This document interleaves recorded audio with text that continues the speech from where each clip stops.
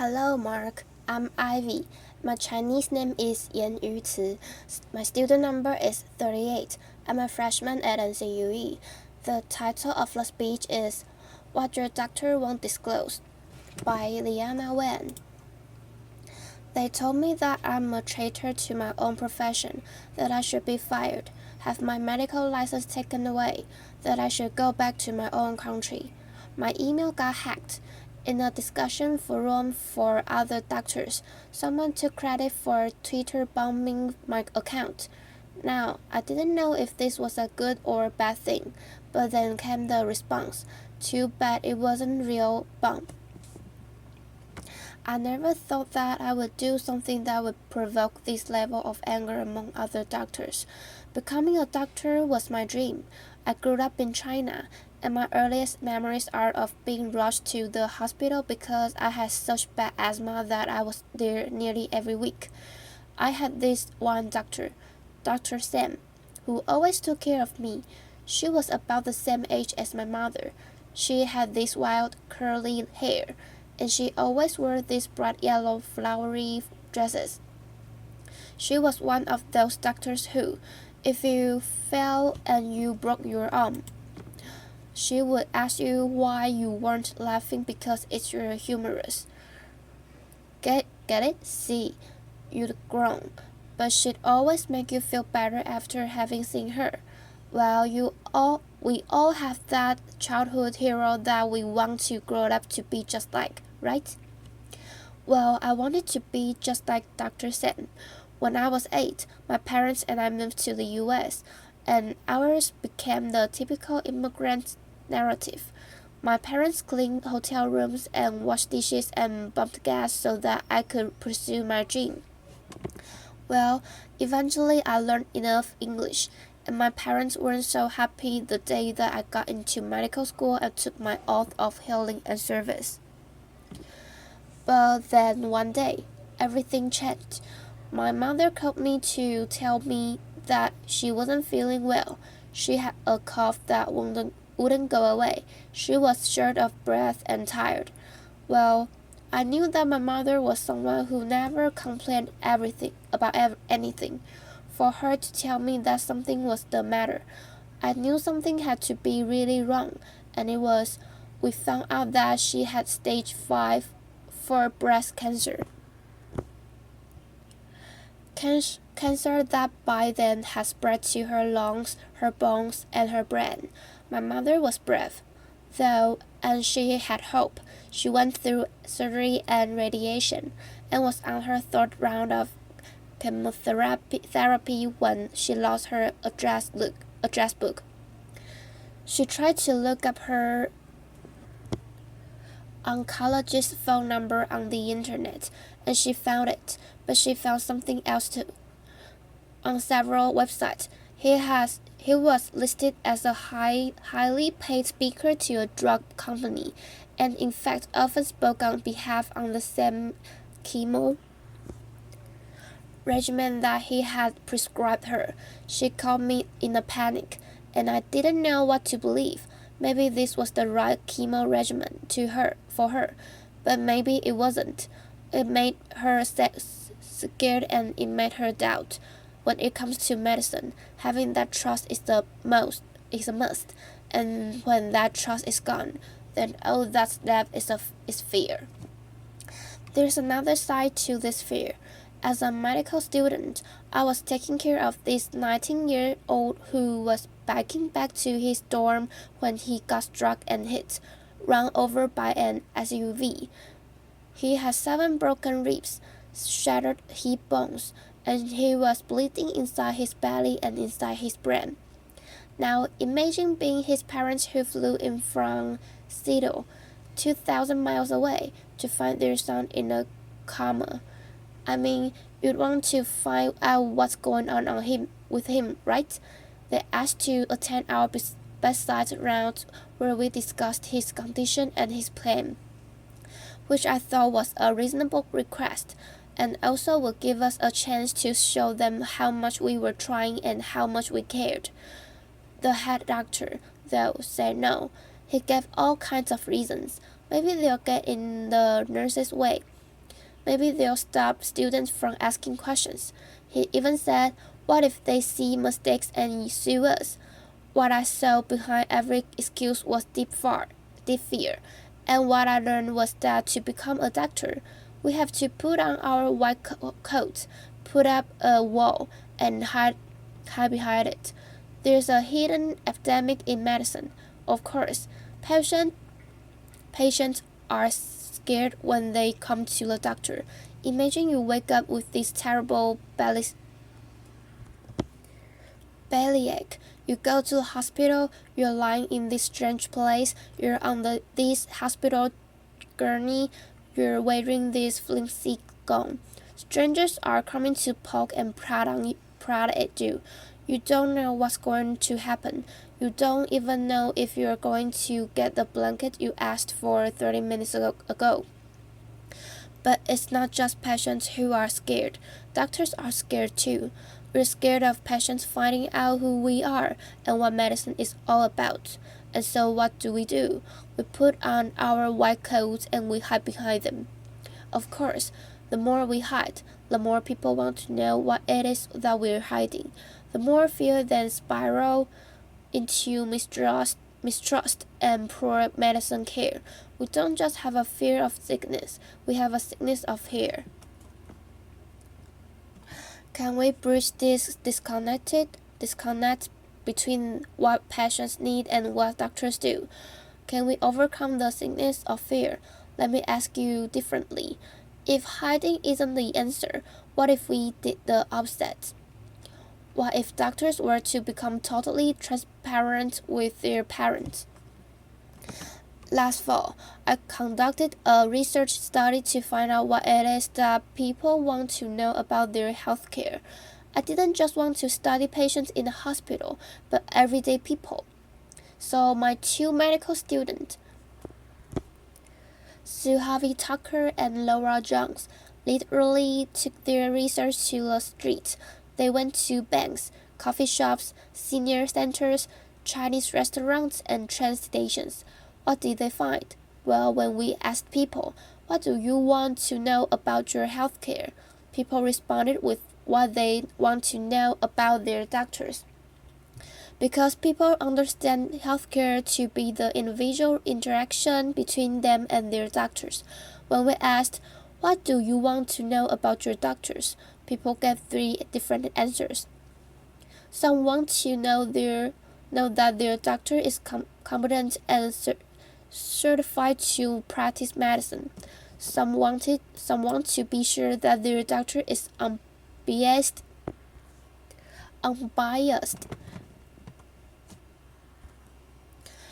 and is making decisions based on the evidence and science, not on who pays them. Surprisingly to us, many people want to know something else about their doctors. Jonathan, a 28-year-old law student, says he wants to find someone who is comfortable with LGBTQ patients and specializes in LGBT health. Serena, a 32-year-old accountant, says that it's important to her for her doctor to share her values when it comes to reproductive choice and women's rights. Frank, a 59-year-old hardware store owner, doesn't even like going to the doctor and wants to find someone who believes in prevention first, but who is comfortable with alternative treatments. One after another, our respondents told us that the doctor-patient relationship is a deeply intimate one. That to show their doctors their bodies and tell them their deepest secrets, they want to first understand their doctor's values. Just because doctors have to see every patient doesn't mean that patients have to see every doctor. People want to know about their doctors first so that they can make an informed choice. As a result of this, I formed a campaign, Who's My Doctor?, that calls for total transparency in medicine.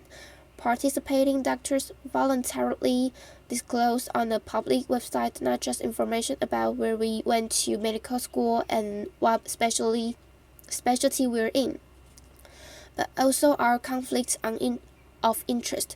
We go beyond the government in the Sunshine Act about drug company affiliations, and we talk about how we're paid. Incentives matter.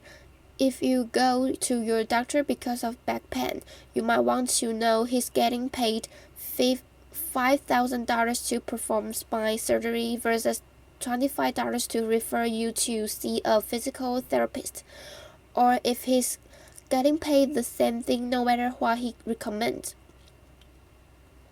Then we go one step further. We add our values when it comes to women health, LGBT health, alternative medicine, preventive health, and end-of-life decisions. We pledge to our patients that we are here to serve you, so you have a right to know who we are.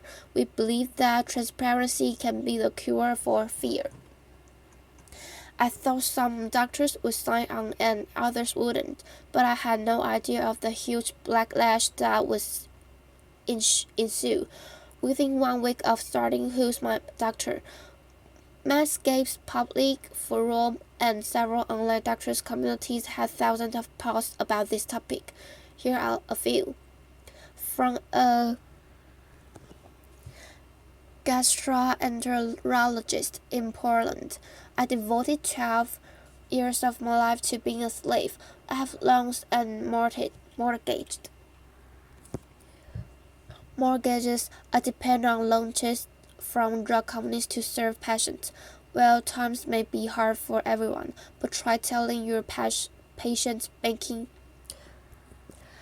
$35,000 a year to serve a family of 4 that you need the free lunch. From an orthopedic surgeon in Charlotte, I found it an invasion of my privacy to disclose where my income comes from. My patients don't disclose their incomes to me, but your patients' sources of income don't affect your health. From a psychiatrist in New York City, pretty soon we will have to disclose whether we prefer cats to dogs, what model of car we drive, and what toilet paper we use. Well, how you feel about Toyotas or Cardinal won't affect your patient's health, but your view on a woman's right to choose and preventive medicine and end-of-life decision just might. And my favorite, from a Kansas City cardiologist, more government mandated stuff. Dr. Wen needs to move back to her own country. Well, 2 pieces of good news. First of all, this is meant to be voluntary and not mandatory. And second of all, I'm American and I'm already free. Laughter. Applause. Within a month, my employers were getting calls asking for me to be fired. I received mail at my undisclosed home address with threats to contact the medicine board to sanction me. My friends and family urged me to quit this campaign. After the bomb threat, I was done, but then I heard from patients over social media, a tweet chat, which I learned what that was by them, generated 4.3 million impressions, and thousands of people wrote to encourage me to continue. They wrote with things like, if doctors are doing something they're that ashamed of, they shouldn't be doing it. Elected officials have to disclose campaign contributions. Lawyers have to disclose conflicts of interest. Why shouldn't doctors? And finally, many people wrote and said, let us patients decide what's important when we're choosing a doctor. In our initial trial, over 300 doctors have taken the total transparency pledge. What a crazy new idea, right?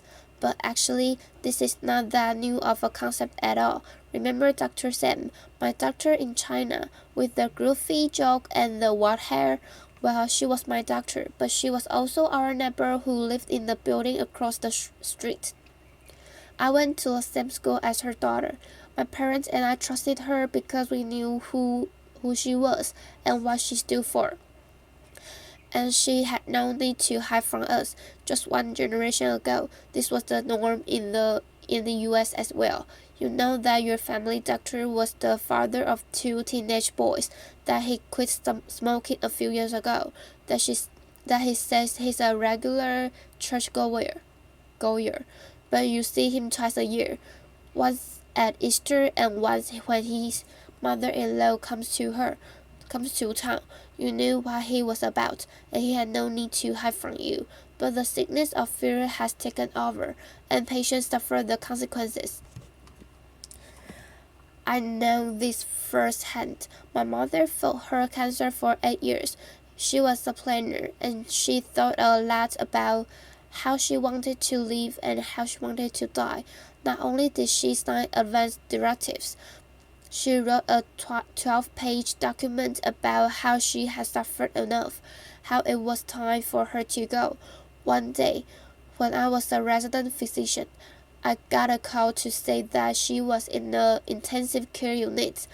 By the time I got there, she was about to be intubated and put on a breathing machine. But this is not what she wants, I said, and we have documents. The ICU doctor looked at me in the eye, pointed at me and my then 16-year-old sister, and said, "Do you remember when you were that age? What would you have liked to grow up without your mother?" Her oncologist was there too, and said, "This is your mother. Can you really face yourself for the rest of your life if you don't do everything for her?" I knew my mother so well. I understood what her directives meant so well, but I was a physician. That was the single hardest decision I ever made, to let her die in peace, and I carried those words of those doctors with me every single day. We can bridge the disconnect between what doctors do and what patients need. We can get there because we've been there before, and we know that transparency gets us to that trust. Research has shown us that openness also helps doctors, that having open medical records, being willing to talk about medical errors, will increase patients' trust, improve health outcomes, and reduce malpractice. That openness, that trust, is only going to be more important as we move from the infectious to the behavioral model of disease. Bacteria may not care so much about trust and intimacy, but for people to tackle the hard lifestyle choices, to address issues like smoking cessation, blood pressure management, and diabetes control, well, that requires us to establish trust. Here's what other transparent doctors have said. Brandon Combs, an internist in Denver. This has brought me closer to my patients, the type of relationship I've developed. That's why I entered medicine. Aaron Staple, an internist in Denver. I tell my parents that I'm totally open with them. I don't hide anything from them. This is me. Now tell me about you. We're in this together. May Nguyen, a family physician in Houston. My colleagues are astounded by what I'm doing. They asked me how I could be so brave. I said I'm not being brave. It's my job. I leave you today with a final thought. Being totally transparent is scary.